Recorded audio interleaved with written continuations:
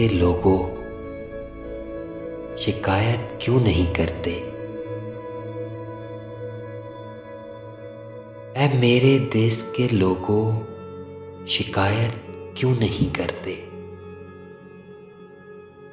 तुम इतने जुल्म सहकर भी बगावत क्यों नहीं करते?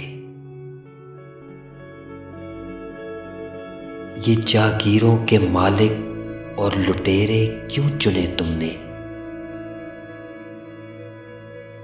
तेरे ऊपर तेरे जैसे हुकूमत क्यों नहीं करते? ये भूख, अफलास, तंगदस्ती तुम्हारा ही मुकद्दर क्यों? मुकद्दर को बदलने की जसारत क्यों नहीं करते? मेरे मुंसिफ, तुम्हारे फैसलों से मुझे क्या हासिल? मेरे मुंसिफ, तुम्हारे फैसलों से मुझे क्या हासिल? जो मेरा केस है उसकी समाअत क्यों नहीं करते?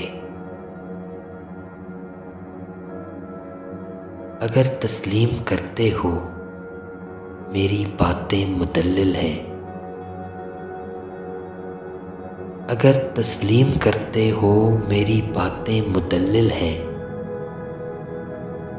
तो फिर तुम मेरे मुवक्किफ की हिमायत क्यों नहीं करते? ऐ मेरे देश के लोगों शिकायत क्यों नहीं करते?